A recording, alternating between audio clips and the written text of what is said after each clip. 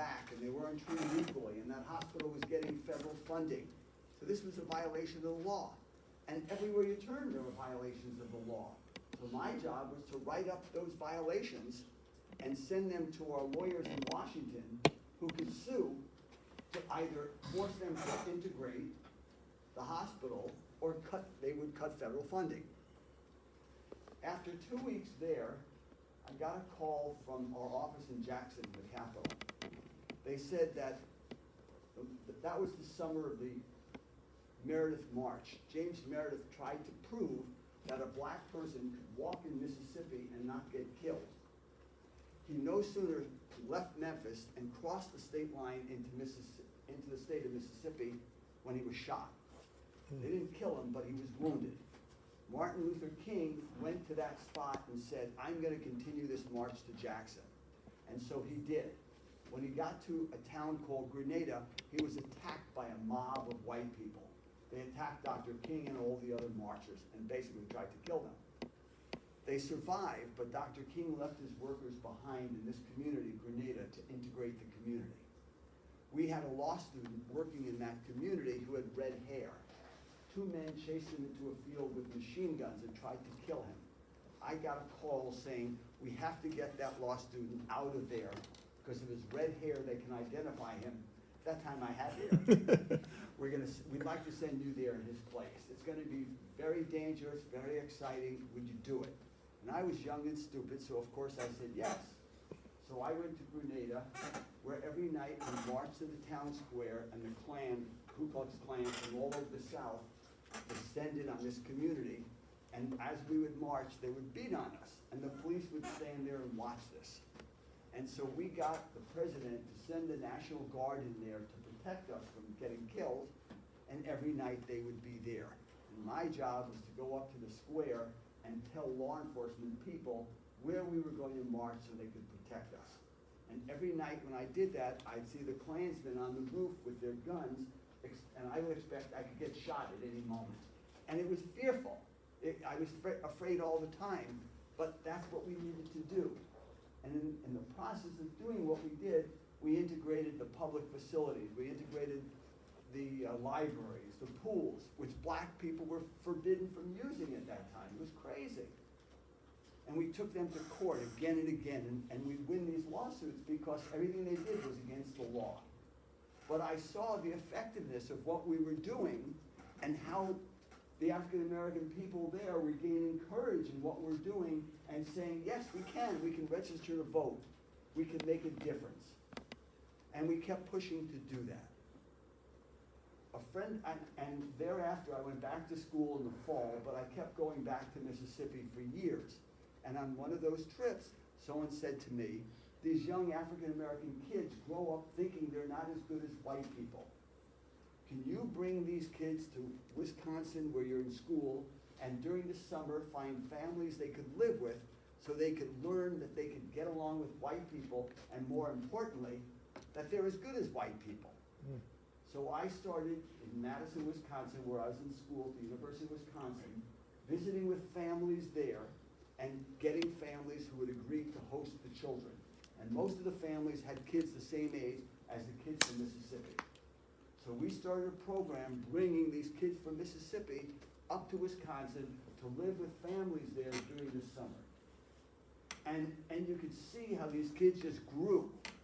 You could see in front of your very eyes the opportunities they had. These kids came from families that were so poor, they didn't have bikes. They frequently didn't have food. Now all of a sudden, they're having access to these things and realizing it's all attainable. And then we would go, when they'd go back home, we would come down from Wisconsin to Mississippi, and we'd bring supplies and start co-ops, and we had all kinds of programs, to the point where 200 kids every summer were coming up to Wisconsin. I moved here in 1979 and lost contact with this program. About 20 years ago, I got a call, are you the Malcolm Gissen who started Project Understanding in Wisconsin and Mississippi in 1968? I said, why? And they said, we think the old guy is dead. I said, no, you're talking to the old guy. My wife loves that story. And they said, we'd like to honor you 3,000 kids had come up, and the program continued all these years, and they'd like to honor you. So it was one of the great moments of my life. I went back, and one after another, people stood up and said, "You did this." So instead of picking cotton, I'm a teacher, I'm a social worker, I'm a lawyer, whatever it happened to be. And you realize, I did that. Any one of you can do these kinds of things. I've told that story a few times. I get choked up every time I tell it. When you look back on your life, you say, what have I done? How did I make a difference? And that's something I did. And every one of us in this room can do the same thing. So career-wise, I moved here to San Francisco in 1979. I had a job offer. I'd practiced law in Wisconsin, and I did civil liberties and civil rights work in Mississippi as well as other litigation. But I was living in a community where I was very unpopular because of the cases I handled. And there were editorials in the newspaper asking me to leave the community. I started a Big Brothers chapter, and I went to speak to the Elks Club, and they stood up and said, "We will all participate if you have nothing to do with it." And I said, "What are you talking about? You're not doing this for me. You're doing it for these young kids who don't have fathers." And they said, "It doesn't matter. We don't want you involved with it." And you have that kind of ridiculous enmity, anger towards you, and you realize, what was I doing? I was starting a Big Brothers chapter, and these people are so narrow-minded, they won't participate because I'm involved in it. You're not doing it for me. And you realize it takes strength to continue. You can't give up. Everyone's not going to agree with you. Everyone's not going to sign on. And you have to have the internal strength to know what you're doing is right and to see it through. So when I had a job offer to move to San Francisco, I told them, give me a couple of years to extricate myself from all my activities in Wisconsin. I was chairman of the Democratic Party, and I was head of the ACL, American Civil Liberties Union, for that area of Wisconsin. I was involved in a lot of anti-poverty programs. And I was able to extricate myself from all of those activities and move here. And when I moved here, it was a completely different world. I went from living in a pretty conservative area to living in San Francisco. And I realized I've come to the right place. My views on things are generally in agreement with the community. And that it was a different experience to be here with an open-minded community where people are a lot more accepting than they were in rural Wisconsin. But as I've lived here all these years, I moved here in 1979, I run into things that I don't like. And one of those things is the prison system, is what we do with prisons. And when I don't like something, I want to do something about it. I don't want to complain. I don't want to just write letters. I want to see change. And so I got involved in changing the prison system, and I'll talk about that in a couple of minutes.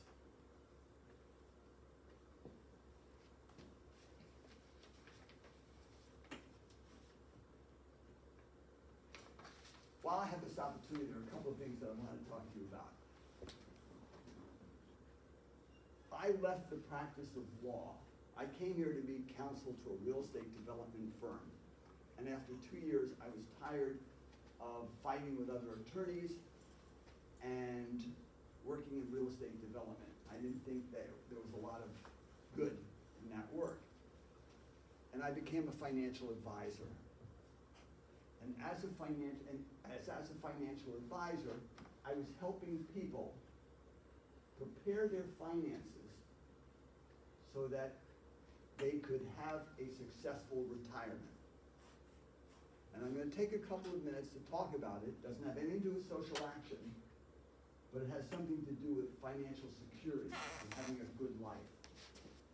One of the reasons why I've been able to do the activities I'm engaged in is because I attain financial security. Less than 10% of Americans ever really get there. And it's because when people are young, they don't plan. They don't handle money and finances intelligently. And if you get only one or two things from my talk, it's about the need to do that. The need to save and build for the future. Most Americans retire and rely on Social Security in retirement. That does not provide a very comfortable retirement. You need to have savings in addition to the Social Security that you get. And you cannot be too young to start doing that. And if you don't know much about it, there are numerous books, there are free courses available. You can't begin too soon. And that's what I did with people. I showed them how to save money, how to invest the money, and how to plan for the future. I started my own firm in 1985. It was a wonderful experience to run a firm, to hire people who were very good people, to treat clients well, to have great relationships with clients, and to help get them to a point where when they retired, they did not have to worry about money. Keep in mind, that's 10% of Americans. You don't want to be in the other 90%, being 70 years old and worrying about where money is going to come from. And I'm not here to talk about how to do it, and last year, I retired from that business to spend all my time on social action activities. So I'm not doing that anymore. But I'm urging you to look after your finances. And I can tell you that if I meet you again in 30 years, some of you will say to me, I wish I had. I should have done this. And I didn't. When I decided to stop working, it was because I see so much need in society, and that I need to spend the time on the issues that are important to me. I'm Jewish. 4 years, and I don't know how much you know about the Jewish religion. I don't know a lot about it, but I do know a couple of things. The basic tenet of the religion is to make this a better world. So that if the only thing I have to do to be a good Jew is every day work to make this a better world. And part of that is the second thing I know, something called the mitzvah, a good deed. Jewish people are supposed to perform at least one mitzvah every day. So at the end of every day, I say to myself, what mitzvahs have you done today? You're especially supposed to help less fortunate people. And there's so many ways that we can do this every day. It's not a major effort. I don't feel good about myself if I can't say I've done 2 or 3 things today. And I urge people to think about that. One of the things that I've done as I've gotten older is become aware of how important it is to say the things I think to people when I see them. So when I walk down the street and I see someone who's wearing a very attractive something or looking, I'll say to that person, those are beautiful shoes, or I really like your necklace. And the person will say to me, thanks, that's really nice, or you made my day. And it was so easy for me to say that. But all my life, I would have walked by and thought it and not said it. How much did it take for me to say it? But we don't do that. We're all shy and introverted and we don't know what people are gonna say. And I can tell you, people say very, very nice things. People appreciate being complimented. We don't do it enough. I've changed in that respect. 4 years ago, an African-American friend of mine in San Francisco said to me that a number of African-American ministers would like to connect with rabbis to talk about issues of concern to the African-American community in San Francisco. Could I help get people together? So I went to one of the rabbis at my synagogue, Temple Emmanuel, and I said, can you invite some rabbis and we'll get together and we'll talk about issues of concern in the African-American community. And we started doing that every month. Then the clergy invited congregants to join them, and then we decided to open it up to everybody, not just people who are Jewish or African-American. And so every month, on the second Thursday of the month, from 6 to 7:30, we meet at the African-American Culture and Art Complex at 762 Fulton Street. And for an hour and a half, we talk about what we can do to address problems in San Francisco. What are problems? Do any of you know what the San Francisco Treasurer's Office has done to help poor people? Anyone? Nothing? The exact opposite. No? They have a special division to work to see how laws affect poor people adversely and to change that. Example. What are they doing about Prop C 2018? I'm sorry? What are they doing about Prop C 2018? I don't know. Good I just question. can tell you what they did. Good question. Go ahead. And I don't know that they get involved with propositions. They find issues that are affecting poor people, where the law is affecting poor people directly and how they can change it. So for example, what happens in San Francisco if you park illegally and your car is totaled? They take it to a pound and you have to pay about $500 to get your car out of that pound. What if you don't have $500? Anyone? What happens? It's auctioned off. You lose your You car. lose your car. And what happens if I need my car to get to my job? Lose your job. Lose your job. And what happens when I have children, a family, and I lost my job?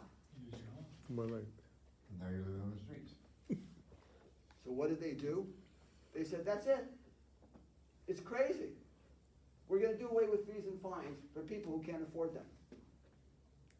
And we became the first city in the country to do that.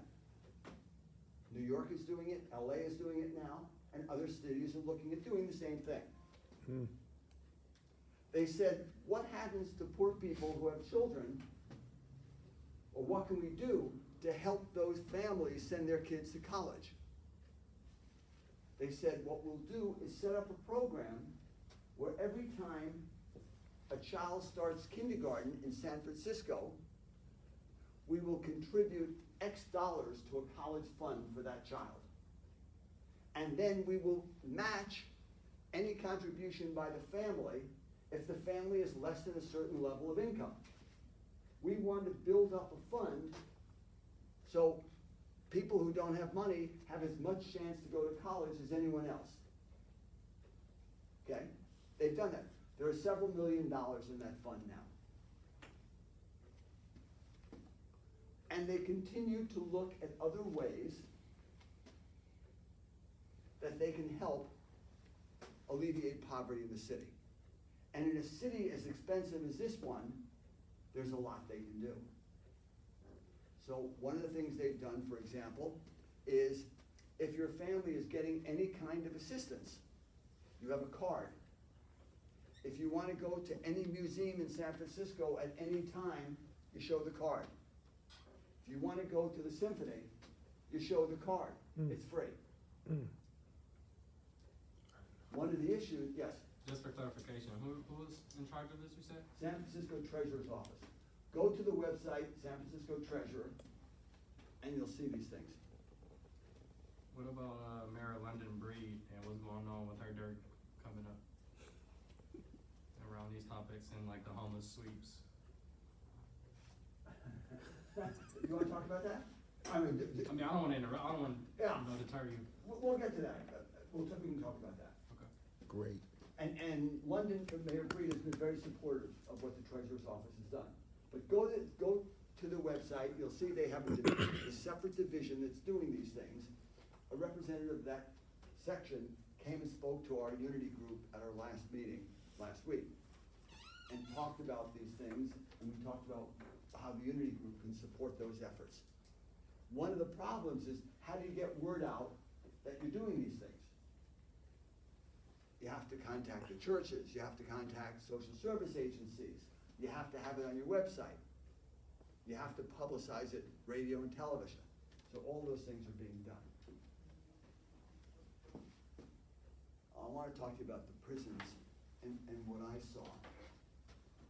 I didn't know much about prison life. And then, how many of you have been inside a prison? Okay. I went to San Quentin with Marin Shakespeare Company in 2017. Do those of you who've been in prison know what Marin Shakespeare does? I do. Okay. For the rest of you, Marin Shakespeare for the last 10 years has been working, Marin Shakespeare Company, has been working, it started at San Quentin with inmates. And what they do is they produce plays there,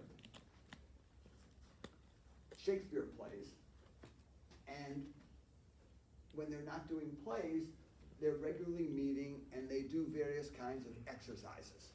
So I went in with them, not knowing what to expect. I've now been in, I think, 5 times with them. And we arrived, the inmates were very welcoming. We had time to talk one-on-one with a few of the inmates, and then we did exercises.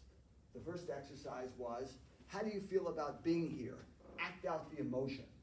And people would say, joyous, moved. And we would all be acting like that. And in the process, you'd be connecting. You'd be feeling more comfortable. And then there'd be breaks where you would have time to talk. And I was a little surprised to find that the guys who I talked with were really smart guys. And these were people who I felt could be my friends. They appeared to be really nice, smart guys, and they got it. And they would say to me, I did something really stupid when I was 21. I'm now 55. I've been here for over 30 years. And I want to get out. I want to go back to my community and make sure people don't make the mistakes that I made. Can you help me get out? And I thought to myself, what a waste of resources. A waste of the people, a waste of money. All these guards there, you have to have guards. These people are all in cells. What a way to treat people who did something stupid and made a mistake. But we've all done something stupid, and it might have been violent, it might have been terrible, but they get it, they understand they did something wrong. Why aren't we, instead of punishing them, rehabilitating them? What can we do to make sure that when these people get out of prison, and 98% are going to get out, they're going to be successful? How do we enhance the odds of these folks being successful and welcoming them into the community instead of having this stigma of having served time in a prison because of something stupid they might have done once, maybe twice, but now they get it. And so I decided what I would do is I would look around and see what nonprofit organizations in the Bay Area were working in the prisons and how I might work with them. So I went to Oakland and I met with a guy named Keith Watley. Keith Watley founded an organization called Uncommon Law. He started representing inmates at their parole hearings. How many of you, I assume the same folks, know about the parole system and how parole works? Okay. Do you know how many parole commissioners there are? 15 at this time? 15 right now. There were 15. And most of those 15 are former corrections officers. Yep. They have open meetings every month, 2 days. Anyone's invited. I went to the meeting. I was invited by a woman who runs a terrific nonprofit called Life Support Alliance. Venisi. Vanessa. And I said to Vanessa, as these 15 commissioners came into the meeting, corrections officer, not a correction. You could see just the way these people walked. Who was a corrections officer? These macho guys would come in. And I'm looking at these guys thinking, what kind of fair parole hearing is this guy, this former corrections officer, gonna give when you can see he's a corrections guy? And so I spoke to Vanessa, and I said, we gotta change that. And she said, what should we do? What do you think? And I said, number one, if we expand the parole board, instead of 15 commissioners, and if we get some women, some clergy, and maybe formerly incarcerated people, maybe more people will get paroled. Because 15 years ago, the percentage of people who got paroled was 5. Now, it's about 25. And when you get denied parole, the parole board says to you, come back in 5 years, or 3 years, or 7 years. And you can petition to make it shorter, but you might have to wait 5 years to appear again. Every parole hearing has 2 officers. One of them is one of these 15 commissioners, and the other one is a lawyer in the Attorney General's office. And those 2 people go to every prison for a week. And if you didn't know, prisons are in rural areas, because land is cheap. So all of our prisoners, except for San Quentin, are in the country. Some of them are all the hell away, which is of course crazy, because if your family wants to visit you, they might have to go to the Oregon border to Pelican Bay. Right. And they'll be, these 2 officers are there for a week, and every day they'll have about 3, maybe 4 parole hearings. And at the hearing, the inmate appears with counsel. Usually the hearing is 2 or 3 hours. Is the hearing fair? If I'm an inmate and I'm having a parole hearing, I am not allowed to invite character witnesses. I cannot have family members there. I cannot have my minister. I cannot have a therapist who I've been working with. However, if I'm a victim, I can invite anyone I want, and they can talk for as long as they want. There was a recent hearing where there were 12 people who liked the victim, who came and talked about how wonderful the victim is for 2.5 hours. And the inmate sat there listening to all these people talk about the person who was victimized. Now, in the parole process, the parole officers take into account the crime that was committed. Is that fair? I can't change the crime. I know, and I admit, the crime was there. I did the crime. I can't change that. But I've changed. So focus on me and who I am today, and what I'm going to be like if you let me get out, and the job I'm going to have, and the work I'll do in the community, and how I can be a father to the kids I have, who I haven't seen in 25 years because I've been in Pelican Bay in this prison, and they live in LA and they can't get there to visit me. Does that make sense? So Vanessa and I, every few months, meet some lawyers from the governor's office. I happened to run into somebody, and I said to him, I want to meet with the governor's lawyers. And this guy said, well, here's my card, contact me. And somehow he put me in touch with the governor's lawyers. And so Vanessa and I, every few months, meet with these lawyers, and we say to them, why don't you expand the parole board? There's not enough parole hearings. All these guys are ready to have hearings, but we only have 15 people on the board. We did that last summer. In October, Gavin Newsom named 2 more people to the parole board, 2 more commissioners. One of them is a woman. We asked, why not have therapists? Why have everyone who's a corrections officer? This woman is a licensed clinical social worker. She's a therapist. They got the message. People told me, what are you wasting your time doing that? That's why I'm wasting my time. And I thought, I don't know if it's because we met with them, but all I know is that the parole board was expanded to 17. All I know is that there's one more woman on the board. And that tells me I'm gonna keep hammering away until other changes are made. How many of you know whether you can get an occupational license in California if you have a felony conviction? So if I want to cut hair, if I want to get a cosmetology license, and I have a felony conviction, can I get a license to cut hair? Anyone? You used to not be able to. Yeah. That changed. You can do it now, There was, How do you know that? you couldn't get any but I looked license. it up as soon as I got out. When I heard that 49 states, every state but Minnesota, prevented people with a felony conviction from getting a license in over 200 occupations, I thought, what sense does that make? I get out of prison and I want to work in a mortuary. I'm lucky enough to get a job, but I can't get the license, no job. I want to cut hair, can't do it, no license. We want to make people succeed. We don't want people to go back to prison. Every study shows the one factor that's most important in keeping people out of prison is a good job. 60 to 65% of people go back to prison after they're released because they don't have a good job. You don't have to be a rocket scientist to realize, get people good jobs. But if you can't get an occupational license. So I went with someone from an organization in the East Bay called Root and Rebound. You know them? Okay, I go with them. So I went with a lawyer, and I met with David Chu. People know David Chu? He's our assemblyman in San Francisco.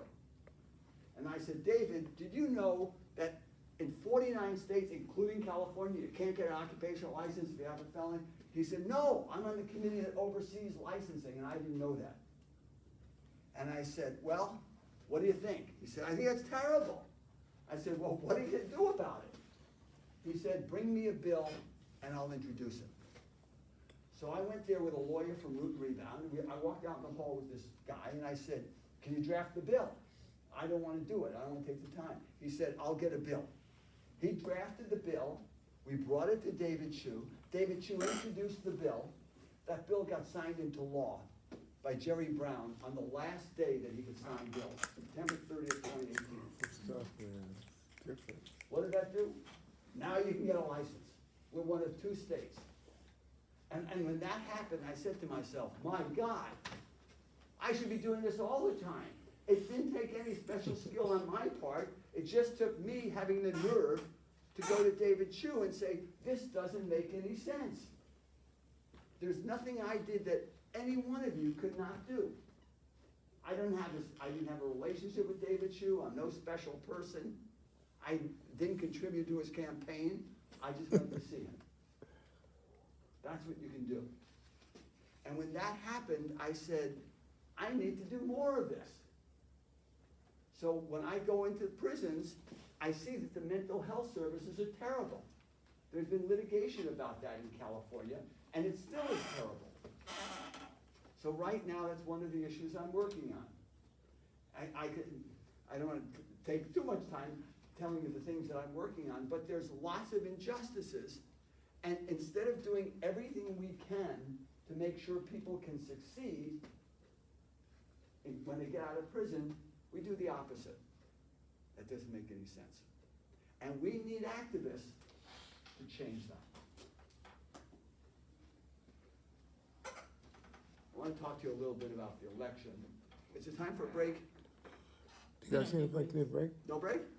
You need a break? No, Very we don't good. need no break. Okay. Let's need a break. You wind me up. I just keep This year, I think I'm older than everyone in the room, maybe combined. We'll have to do the numbers. It's the most important election in my lifetime. Do you know what Republican states are doing to prevent young people, people of color, from voting? Raise your hands if you know, or think you know. Okay. They are deregistering people. They are doing everything possible to prevent young people and people of color from voting. What does that mean? If you didn't vote, some Republican states take you off the rolls. They'll send a letter. And if you don't respond to the letter, you're off, you can't vote. You're not registered.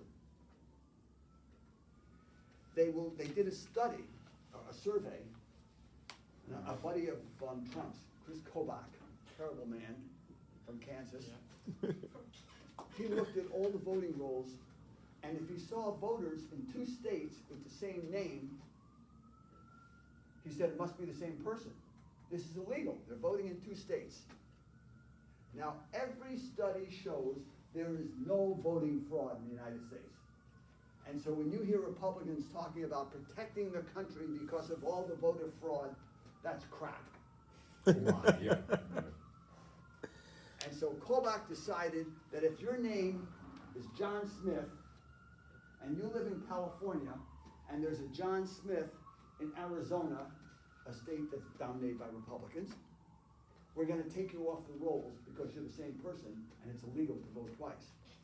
And when we take you off the roll, we'll send a letter saying you have been removed from the rolls, and unless you register again, you're not going to be able to vote. Now, I get the letter, what a bunch of crap, I'm not throwing the garbage. I go to vote and they say, sorry, but he's careful. He only does that with people who have registered as Democrats. And so hundreds of thousands of people have been removed from voting rolls. Nationally, it's millions. And there are several organizations that are working this year to fight that.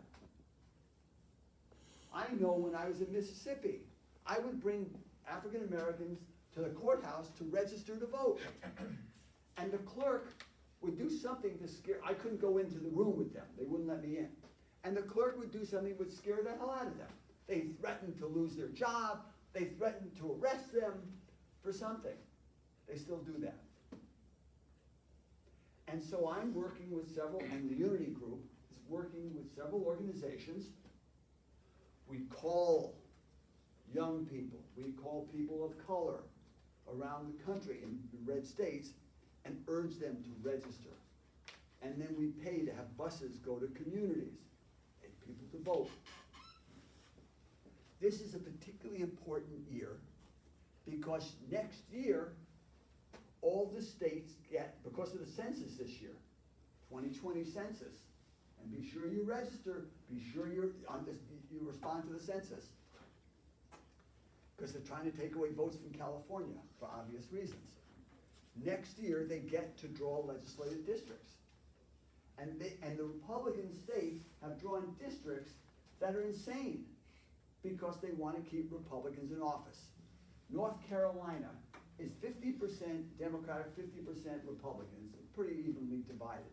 75% of the Congress people representing are Republicans because of the districts they've drawn. There's an African American college in North Carolina where the district is drawn right through the campus. So one dorm is in one district and the other dorm in another district, and one of those districts is like 80% Democrats. They want to put all the Democrats in one district, and the other one, they've kept Democrats out, so a Republican was elected to Congress from that district. That's the kind of things they're doing. And that's why it's essential that we not only vote, and in California it doesn't make a whole lot of difference because we're such a democratic state, but why we support efforts in other states to register voters who are going to do away and fight and resist all that the Republicans are doing. And I've been able to talk about politics without mentioning the dirty word of an orange narcissist who has no idea what he's doing and is doing irreparable damage to the country. And I'm an attorney, and I believe in the rule of law. And I think what's going on in the White House is destroying that. And you may have seen that 2,000 people who worked in the, 2,000 lawyers who worked in the Department of Justice just said, this is horrible, the Attorney General should resign, and that the administration is wrecking the judiciary by criticizing judges and intervening in cases that's never been done in American history. That's how damaging it is. And we can't allow it to happen. And you can sit on your butt and do nothing, or you can get involved in working with these organizations. You can do all kinds of things to help. I went to a meeting the other night where we talked about, it's called sister districts. You can Google sister districts. We work with districts around the country to elect Democrats to local offices, the state assembly and the state senate. In Arizona, if we win 2 assembly seats, the Democrats gain control of the assembly in Arizona. The worst is there are a number of states where Republicans control the governorship and both houses of the state legislature. And they're passing horrendous laws and preventing people from voting, particularly African Americans and Hispanics. We have to stop that. This country is based on the fact that everyone can vote, and they're taking away people's rights. It's what Trump is doing on the borders. It's just disgusting. And most of us don't know how bad it is, the situation at the borders. I'm active in the American Civil Liberties Union, and they're there at the border, and they write about the way people are treated, and it's inhumane. There are over 1,000 kids who don't know where their parents are right now, and there's no excuse for that. That's how Republicans have enabled Trump to treat people. It's a disgrace to our country, and we can't allow that to continue. Any questions? Yes. I'm involved in getting the rights back to the guys who are incarcerated and the guys who are on parole, because it says in constitutional law that all Americans have a right to vote. And I'm involved in that. What do you think about that issue? It's great.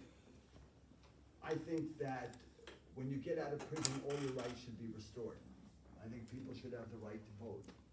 And I feel about the same issue, getting involved in that. That's great that you're doing that. How are you doing it? I'm involved with Uncommon Law. Okay, yeah. And when I got out of prison, the first thing I did is I went public library, went upstairs to the 4th floor, looked up, because I have a paralegal certificate. I looked it up. I'm not allowed to practice unless I'm underneath the tutelage of a lawyer for a year and have a BS. And so I'm going to Purdue School online at night. And because they gave me a test on my paralegal, I took Blackstone paralegal course, and they gave me a test, and I passed the test. I guess you say passed it. They gave me credit for it. So I just became a undergraduate of law at Purdue Oh, good, okay. online. Congratulations, Bruce. That's great. Good for you. You're making a difference. And there are a lot of people get, I don't need to tell you, when you get out of prison, it's difficult enough to adjust. Right. It's really tough. And we have to do everything we can to make people comfortable and succeed. It's so stupid. How many of you know how much it costs us per inmate in California? How much, to keep one person in prison a year, what does it cost? So about 70 grand a year. 80,000. It's 80. Wow. It depends on their age. Yeah. If they're over the age of 50, the 80 goes up to 100. And what's the Wow. fastest growing segment of the population in prison? Is the one, I did 40 years, so the fastest growing segment population, the same guys that were in prison in the 90s are still in prison today. And think about the medical needs and what it costs us. It's crazy. And if you haven't been to prison, you really should go. It changes your life to have that Visit, experience. not go. Visit, don't go. Visit. I'm Thank sorry. you for that distinction. Thank you for the clarification. You meet people and you say, what is this person doing here? It just doesn't make any sense. And like Marin Shakespeare invites particularly students to go in. Usually when I go in, it's with a group of students. And you come with, I don't get it. I mean, this guy was supposed to be a badass. This is a nice, smart, intelligent guy. Because this is my observation. You were there. You know better than I do.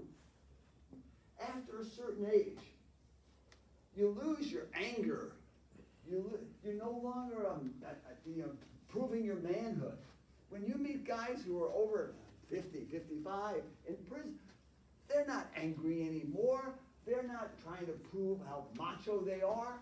What they're trying to do is get along. They want to get out of there. They know they don't want to make mistakes. They know they have to behave in order to get out. And you say to yourself, what is this person doing here? So one of the other things I proposed, and we'll see what happens, the Norwegian model of a prison is no bars. It's like you have a room. Each person has a room. You don't necessarily have roommates. You have your own room. And you're allowed to do what you want during the day. You can walk around, you can take classes, and you look at San Quentin, there are over 100 programs at San Quentin that are run by outsiders. So you can take classes in everything imaginable. My friend is head of Marin Humane. Marin Humane takes dogs who have been abused. They've been starved and they've been beaten, and these dogs are a mess. What do they do with them? They bring them to San Quentin and they give them to inmates. And they find that's the most effective treatment for these dogs. And they find that the inmates benefit more than the dogs. They have someone to love. They have someone to care for. And the connection really grows. I met the guy when he was delivering dogs there one time when I was in San Quentin. And he said it's amazing to watch the change in both the dog and the inmate. Because they're being treated by someone who, a dog, unquestioned love. And you realize the importance of love in people's lives. And when you're in prison and you have to act tough, and you can't be yourself, and you're not feeling love, it's a terrible situation. We need to change that. And society has to say, enough. We no longer want to punish people. We want to rehabilitate. Prisons are for rehabilitation, not for punishment. And to my amazement, there are even some Republican states who finally get it.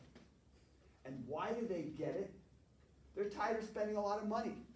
It's cheaper to be. Money means a lot to Republicans. Yeah. And if they can cut the expenses, so I talked about the Norwegian model. The state of North Dakota, the head of prisons is a woman. The head of programs in prisons is a woman. They went to Norway, and they saw what went on, and they came back and said, we're going to do that in the North Dakota prison system. North Dakota is a very Republican state. A lot of the legislature said, are you crazy? My God, we're going to coddle them and give them a room and not have bars everywhere. And these two women were strong enough to say, yes, that's what we're going to do. Well, what happened? It worked. They have less fighting, they have less drugs, they have less problems in their prison population. And people are getting out. So the population is declining. And the Republicans are now happy they're saving money. In California, I want to make two statistics. I want to tell you two positive things. So when you get discouraged, when you think of watch what Trump is doing and what Barr is doing and what our Secretary of State is doing, you say, oh my God, this stuff is horrible. I'm a news junkie, so I read too much of this stuff. Starting with the New York Times every morning, I read that cover to cover, and if that doesn't make you sick, because inside are the stories that most people don't hear about.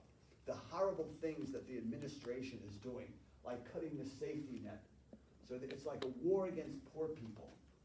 So if you're getting food stamps, for example, they're going to make it more difficult so that you won't be able to eat and your kids won't get a good meal. They're going to cut some of the school programs that provide lunches. It's just despicable stuff. So you get really discouraged.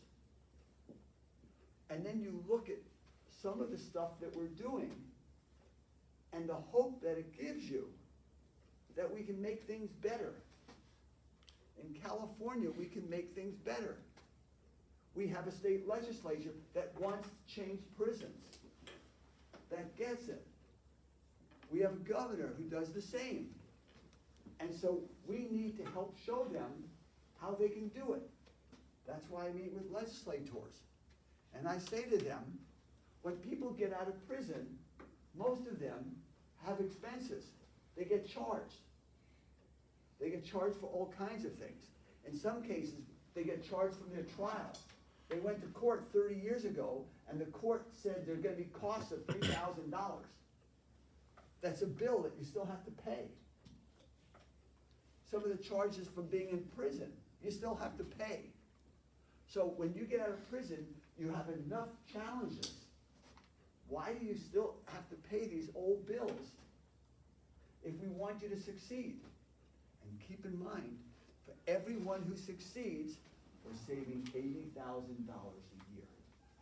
So I don't care what you spend to help people in prison, it's a great investment. I'm an investment guy. The return on investment of keeping people from going back to prison is enormous. In 1982, when you got out of prison in California, they gave you a handshake and $200. Now, if I'm in prison in Pelican Bay on the Oregon border, and I'm going to LA when I get out of prison, I can't take a bus for $200 to LA. So what's gonna happen? I'm gonna end up in Oakland or San Francisco, running out of money. I don't have enough for a hotel in San Francisco, so how am I gonna get the money? I'm gonna look around for the guys who are dealing drugs. And I'm gonna start dealing drugs. So why is it that 38 years ago, we gave someone coming out of prison $200, and we give them $200 today? Exactly. Why can't we Wow. increase that? We've had inflation. We want people to succeed. Do everything we can to change what we're doing now and build people up to succeed. Not that difficult. Mental health. If we don't provide mental health services to people in prison, what happens when they get out? There's a guy with the mental health problems sitting on the street. How many guys in prison, what percent of the population has suffered trauma? Almost 100%. 100% probably. How do you go through that experience and not be traumatized? So if we're not providing counseling, what happens when guys get out? They're a mess. Yeah. They're gonna do bad things. Back to prison. So spend the money on mental health services. I just proposed that. Let people get help. Do everything you can to let people succeed. And I'm hoping that those of you who are nodding your heads in agreement, don't just nod your head. Get involved. Do something. I've mentioned several organizations you can get involved with. You wanna ask, you gotta go? Or- Yeah, I gotta go. Okay. Thank you for You coming. coming back, right? I will. I love you, man. I have, Sure. I'm working with a professor at Berkeley. The problem with prison, colleges is that most of them are like Golden Hills, Golden State and stuff like that. They're fly-by-night things. I'm trying to get Berkeley, Stanford, USF to actually do college programs in prison, reputable colleges, so that when you do get your degree and you step out, it's from a reputable university. Like I have to go back to school to get my BS, because my BA, I lost 30 credits when I got out. Yeah. So I have to redo them. Yeah. But if you would've had reputable colleges represented in prison, then guys could get master's degrees, because they have the time, they have the study time. Yeah. They could get them and step out with it. Yeah. So they'd be more educated, and they'd be better to give back to society. Yes. I can speak a little bit to that experience.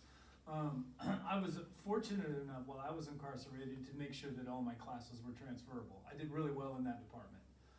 The schools that I attended were all accredited through the Western Association, accredited to WASC, whatever that is.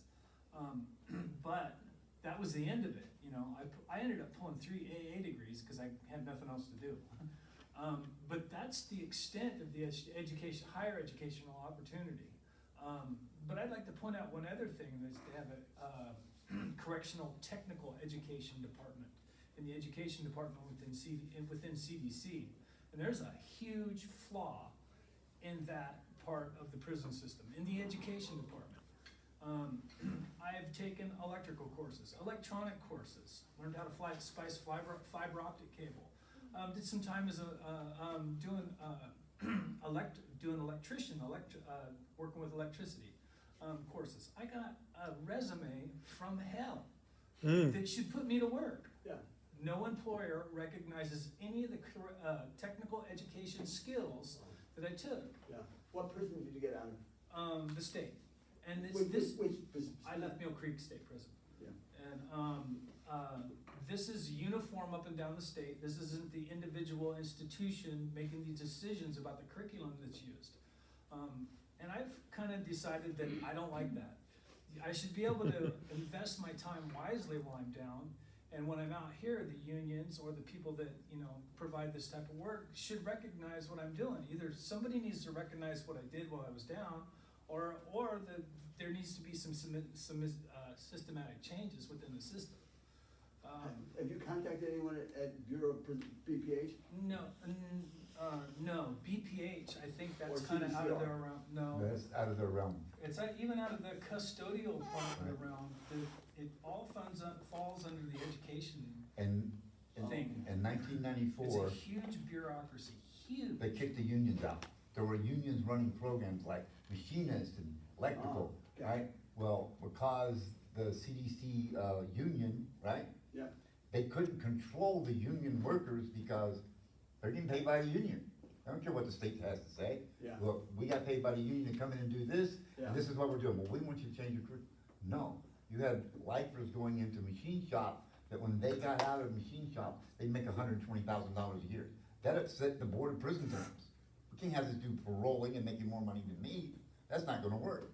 So they kicked all the union, sponsorship out. Well, That's when it changed. They also changed their philosophy about what they wanted to do with us there. They decided that punishment was gonna be the model. Yep. And they ran with it for 30 years. I hit it at the beginning, and I just caught the tail end of the rehabilitation What stuff. year? I fell in 1987, Okay. and I've been out for 90 days. Oh, I'm a newbie. oh, I congratulations. fell out, I Congratulations. fell in 1980. Okay. I've been out for a year now. Ah, okay. So, Doing okay? Yeah, Just, okay. I'm adjusting really well, thanks to, Professor Daniels. yeah, that was one of the Yeah, first guys I met. that's If If it wasn't for, if he would introduce me to professor at Berkeley, I wouldn't have worked for Berkeley for 6 months. I wouldn't have met the lady who's in charge of NAACP, Alameda County, and she wouldn't be one of my clients. If it wasn't for him. Okay. I know, brother. Now, do the rest of you understand what that means? When people get out of prison, and you've been away for 40 years, or 10 or 20, 30 years, it's an unbelievable adjustment. Think about it. You get out of prison, you don't know what a cell phone is. Nope. It's so normal to us. Everything is fast, everything is quick. It used to be a much slower society. So to have someone like your professor providing assistance and support, it's like saving a life. It's the best thing you could do. And it says something about Professor Dan, the kind of person he is. That's what makes a difference in this world. And that's what I'm encouraging all of us, all of you, to do. There's nothing that I've talked about that the rest of you can't do. You just have to focus and want to do it. And I mentioned the Unity Group, you're welcome to come to our meetings, second Thursday of the month. And if you do, we'll give you extra credit. You go to a Unity Group meeting, we'll give you extra That's better than credit. anything Yeah. I've said. But I do want to come back to your question at some point around Yeah. accountability I've in the forgotten city. that. Is that something valuable to you? Important? Yeah, it is. Okay, let's revisit that. Would you, Okay. you mind, Malcolm? No. Okay. But I don't want to downplay. Unity Group is a beautiful. I've been to the meeting. It's a wonderful meeting. It's unique, and you just got to experience it. I'm not overselling it. Check it out. It's really nice. Yes. Could you give us the location and time? Yes, Unity Group meets second Thursday of every month from 6:00 p.m. to 7:30 at the African American Culture and Art Complex at 762 Fulton Street, 5 Fulton Bus. You know about that? I bet you do. Fulton Webster. What was the address? 762 Fulton Street. There's a parking lot if you drive, there's public transportation that goes there. You come in, you come up to the 3rd floor, and just walk in, and you'll be welcome. Yes. We also, the Unity Group has quarterly seminars on racial and economic equality. And we're having one this Sunday, if you're interested in attending. It's very powerful. What we do is we show a film, and this film is Anna DuVernay's film, How They See Us. It's about the Central Park Five. Anyone here know about the Central Park Five? Okay. These are 5 young men of color who were arrested and charged with rape when a woman was raped in Central Park, and the racism that they encountered. And it is an extremely powerful film. It talks about institutional racism. And we only show 20 to 30 minutes of the film because it's like getting punched in the gut. It's just so tough to watch it. And that forum we're having, and so what we do is we show the film, and then we break into small groups. And with a leader, we talk about the film and how it impacted us. And then we come together as a group, as a community, talk about, as a community, what we can do about these things. And that's going to be this Sunday at the Presbyterian Calvary Church at 1 o'clock this Sunday. And that church is located on Fillmore Street at Jackson. Also, welcome as an extra credit project. Just write me a few paragraphs of reflection after you attend what your experience was like in attending this. I think it's really I'm going to fruitful. send Professor Dan the information that he can circulate so you know how to register. Sure. Sir. I seen that film in prison. The imam showed it at Avalon State Prison, and he invited every lifer in that prison to show up. He sent them invitations, and just about every lifer showed up. So we couldn't do it in the chapel, so we had to go to the gym because we needed more seating. And you had every lifer there, and the average lifer at that prison is 40 and above. If they call you a youngster, you're in your 40s. Everybody else is like 55, 60. We're talking a lot of guys who had a lot of time in. And the guys who were in their 40s went to prison when they were 16. So it was a very impactful film. And I think it changed the way lifers as a whole looked at things. And I found it very comfortable at GEO when I was at GEO, that all the lifers, no matter what color they were, they threw all that stuff out the window and hugged. Took care of each other. They adopted each other as a family, as a group. And to me, that's one of the biggest things. That's a great thing. When you start having lifers have meetings, and they're different races sitting in a meeting talking about what they need to do to change the prison. The state's not gonna do it for us, we're gonna do it for ourselves. And that started happening, in the last 10 years? Prison, no, thought it started changing. Yeah, that's great. That's a great thing. Prisons, and I think the public perception is that they're very segregated, that you stay with your own people. And that is not necessarily true among, I found that at San Quentin with the lifers. Yep. They come together. Yep. Some of the other younger guys, it's different. And it's the younger guys who are coming in and out of prison. I'm gonna cite two statistics before we talk about the city that the public doesn't know. Over the last 20 years. No, we will, yeah. Over the last 20 years, of all the lifers, people with life sentences who got paroled in California, less than 1% have gone back to prison. What that tells us is that if you let lifers out of prison, there's very little chance you have anything to worry about. And that's why there should be a much higher percentage than 25% getting paroled. And we have to change that. In 2018, for the first time in many years, California had more people discharged from prison than went in. It's a milestone. More people got out than went in. Hallelujah. In 2019, we don't have the numbers yet, but more people got paroled, so even more people got out than went in. With the 2 new people on the parole board, they expect to have 25% more parole hearings this year than they did in 2018. More parole hearings mean what? More releases. More people getting out. And we're gonna keep pushing, because we wanna get people out. We have to do that. Okay? Talk about the city. Do you wanna ask a general question or a specific question? It's a general question, about Mayor London Breed and, your involvement, or the San Francisco Treasurer's involvement in Mayor London Breed. Okay.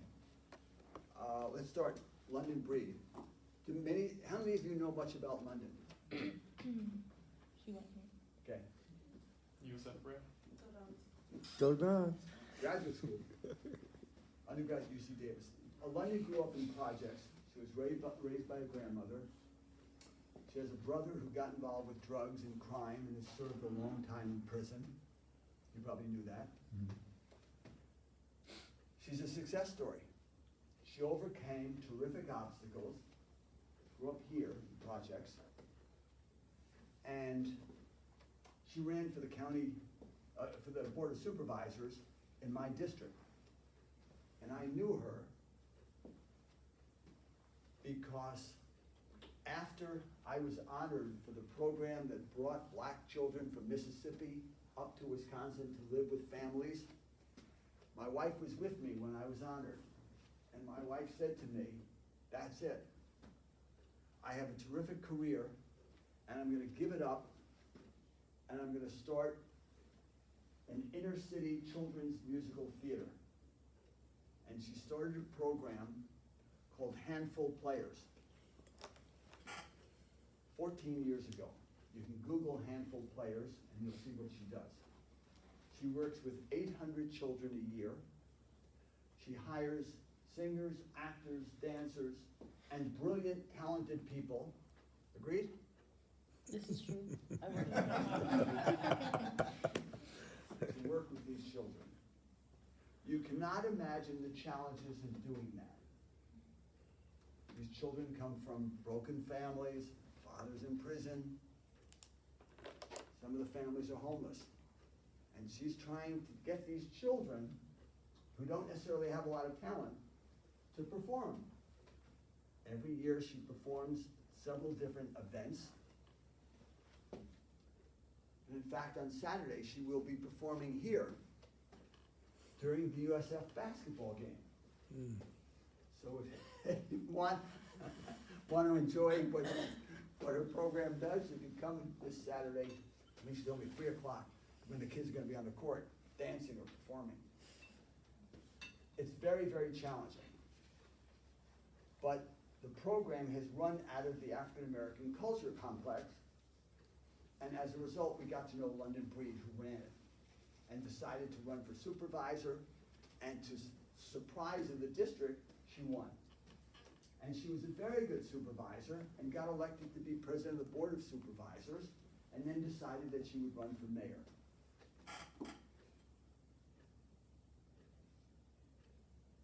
London has grown tremendously, my observation, in the position, and has done a very good job. San Francisco, for those of you who don't know, I don't want to spend a lot of time in San Francisco politics. It's a very difficult city to govern because there is a segment of the Board of Supervisors, which is 11 people. There are 11 districts that get represented, or they elected by a district. Some of them are pretty far left. And London, who's a progressive, is not as far left as they are. And so there's lots of tension in the city between those people who are far left and London, who is near left. London would be considered very liberal, very progressive in any city in America. Here she is considered a moderate. And we moved so that our supervisor now is a guy named Raphael Mandelman, who's a terrific supervisor, who, to my amazement, I learned, was homeless as a child His mother had mental problems and was sent to an institution, and he was living on the street with her and went to live with his grandmother. And he had no place to live in high school because his grandmother couldn't handle him. So he lived with friends. He'd move around to various homes. His teachers would take him in. And throughout that, he had enough grades to go to an Ivy League school and graduate from Berkeley's law school. And became a public interest lawyer and then ran for the board. And Raphael, who I'm having breakfast with next week, is a progressive. But the progressives consider him a moderate. So the point I'm making is it's not easy to govern in San Francisco. In terms of the treasurer's office, and if you go to the website, you'll see it, has these two women who started this division to help poor people in the city that are looking at all kinds of ways they can make a meaningful difference in the lives of poor people in our city. And if you're interested in getting involved, I can put you in touch with them. They're doing wonderful things. And they have the support of the mayor. So the city has written off about $15 million in fees and fines that poor people owed. City said, you don't owe it anymore. We'll write it off. We're not gonna charge you anymore if you can't afford these fines. Okay? It's pretty nice. What else do you wanna know about the city and London Breed? I think like the broad stroke was good enough for me right now. Okay. But can I have your contact? Can I stay in contact with you? Is that okay? Yeah. That's great. Okay, Yeah. my contact I would information. like to have deeper conversations, but like not. Sure, it's my name, it's Malcolm. Malcolm is spelled M-A-L-C-O-L-M. Malcolm and M. Gissen, G-I-S-S-E-N. Malcolm at mgissen.com. And you can Google me and you can get all that. I would like for us to maybe think about the last part of our class time, thinking about our readings. We read Michelle Alexander. We looked at Joy DeGruy, where she talks about generational trauma. We've looked at 13, right, which kind of coincides with the Michelle Alexander stuff. But we have an activist here who has organized with Dr. King himself in Grenada, Mississippi, one of the most dangerous places to organize at the time that he did organization, and is still on fire. So this is the time now to try to fill in those gaps and maybe think about some of those unanswered questions that only come from a book or an article, but from someone who has lived experience. So can you guys maybe have that in the back of your mind for the last part of our class? Yeah, Bruce, please. I grew up in that time period, in the South. Okay. Lucky for me, my grandmother is Creole, and so I have a lot of, if you see my grandmother walk down the street, you would say she was black. Wow. But she has a bunch of white kids running around her, they're her grandbabies. And so people used to think she was the nanny, because that was her tradition in the South, that you gave your kids to a colored woman to raise while you went to work. And somebody called her my nanny once, and me and my cousins all got mad, and we beat that dude up in the street. I don't think my grandmother that way.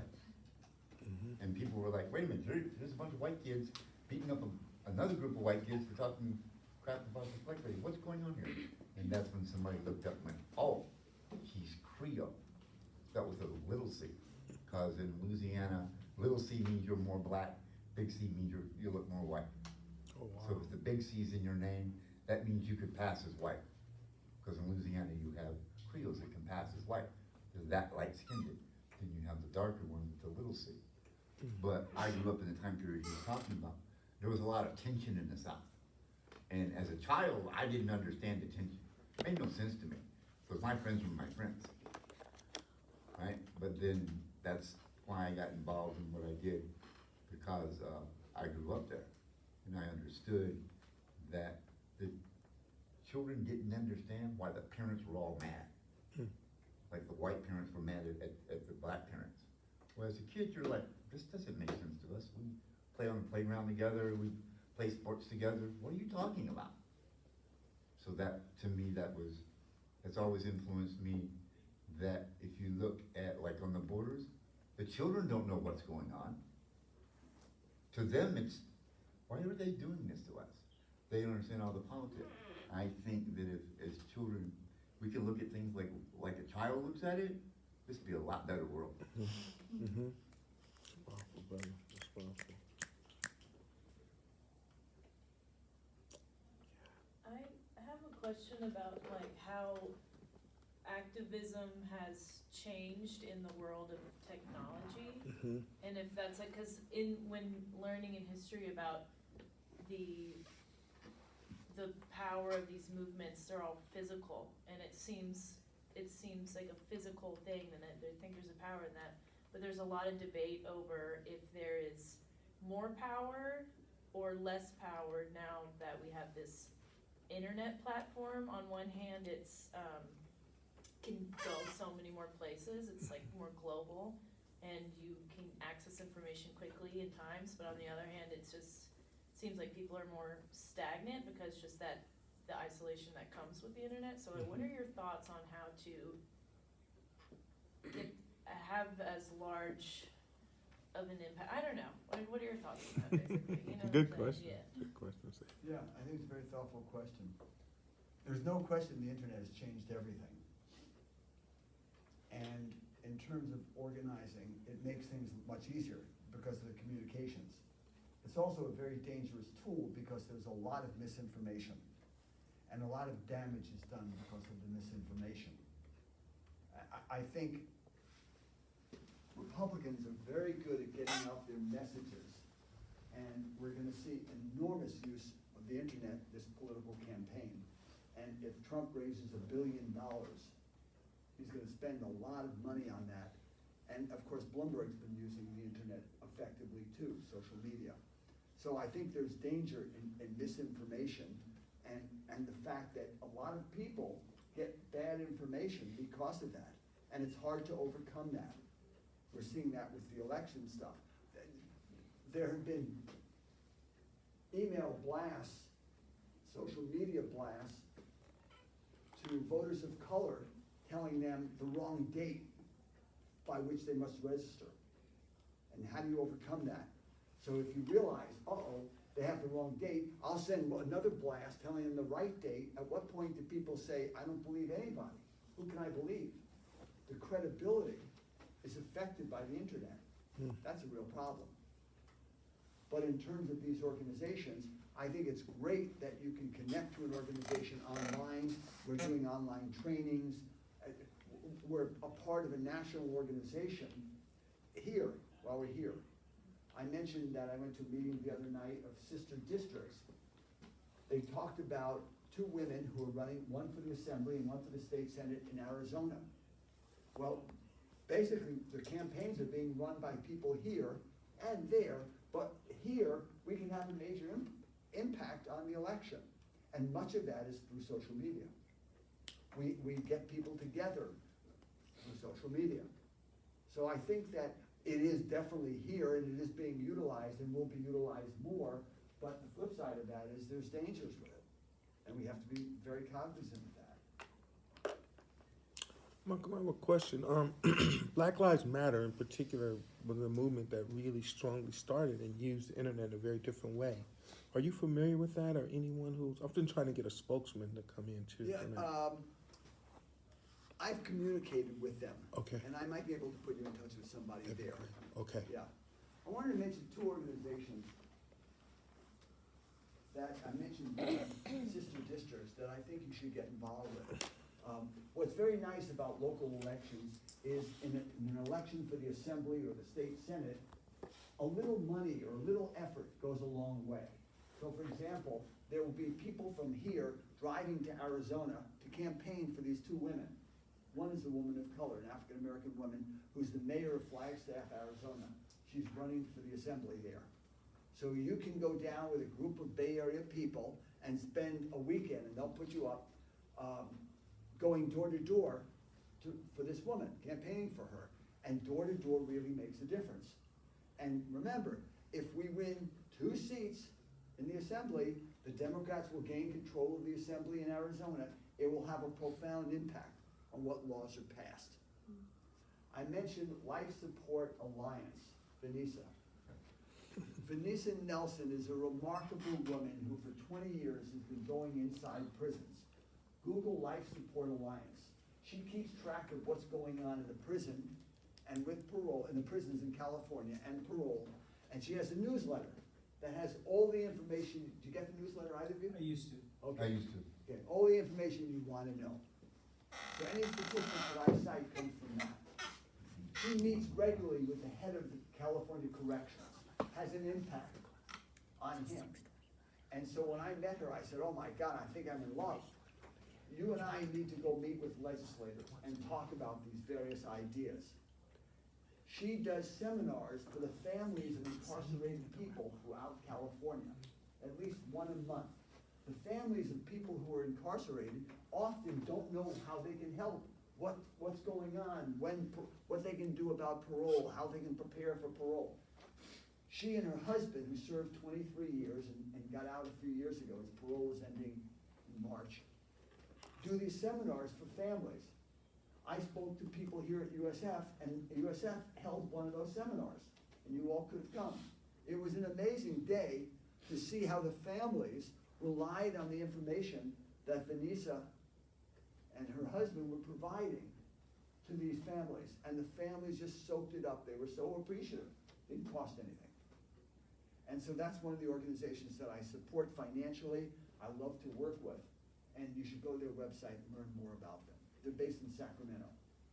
And that's why she's there, so it's easy for her to meet with legislators when I go up there. Amazing. Out of time? We love you, Malcolm. You've Oh, been great. Thank you so much. And hopefully, I'll see you at Unity Group meetings. Yes. I'll see you Sunday at the forum on institutional racism. And I'll see you at some of these election group meetings. We can really make a difference. I hope that you'll all get involved because you can do everything that I've done and more. And I hope you will. Thank you for listening. Thank you, Malcolm. Thank you. So first of all, Malcolm, we love the shoes, man. I love those shoes. Those are really, really cool, man. And the shirt. Malcolm is cool. Oh! Gotta love it, man. Can anyone tell what they are? No. These are called Kyries. Mm. Anyone know who Kyrie is? Ooh. Kyrie designer. So I'll tell you, you could. It's all part of going to Sacramento to meet with the legislators. In the Vacaville outlets, they have a Nike store. I got to know the manager. I said, the wilder the better. So every time I walk in, he says, you, wait till I show you what I got for you. And he takes out this, something like this, and I say, I'm in. And so for $60, $70, not $150, $200, Right. I get these wild shoes that I really like. Now you can imagine being what I didn't tell you is I was a financial advisor, and I sold my business to First Republic Bank. So I went to work at a bank. And I had a hard time accepting that because I'm not a bank kind of guy. And I regularly would go in there and say, you gotta hire more people of color. You gotta do more work in the inner city. You gotta make more loans. To the point where they said, back off, you're pushing too hard. And I said, I'm not going to. I'm gonna keep pushing because it's the only way you get results. Well, I would wear these and I would dress differently than the bankers did. And I really enjoyed pushing the envelope. Until finally I said, enough is enough. I've got to do more work in the prisons. And so I left in January 2019. Thank you. Awesome. Thank you, Malcolm. So I'm going to turn over to Raina, but I want to say, Malcolm, we have a video. Is it okay for educational purposes? Can we put this on our website here for our class? Thank you. Secondly, will you come back and be with us when you have time, Malcolm? When you have time. Give me a few weeks, yeah. All right. Come back and see us. Okay. We love you and appreciate you. Thank you so Thanks. much. Okay. So, Raina, I'd like to turn it over to, if you have anything, yeah. Thank you so much again. It's so awesome to hear like all of these details about your life. Like I said, bits and pieces here and there, but it's nice to put all the pieces together. It's really awesome. So I know y'all probably didn't even know we were gonna have a guest speaker today, so surprise for all of you. But as you can see, it's totally worth it, right? So we have a few different guest speakers that are gonna be coming in as we move the semester along. Like Reggie said, we're gonna be tweaking the syllabus a little bit to match some of the guest speakers, move around readings so the readings match what the speakers are talking about and things like that. As folks are getting back to us with their availability to come into class, we have to make those changes happen. So we really appreciate y'all being flexible and working with us as we make all that stuff work out. Artistic expressions. Who brought one in today? Yeah. Okay, for sure. Who has a physical artistic expression? Physical ones? So if you have a physical one, I would love to check it out really quick. If you have an artistic expression that is performable, you can show us on Monday at the beginning of class. I wanna make sure y'all get credit for what you have done.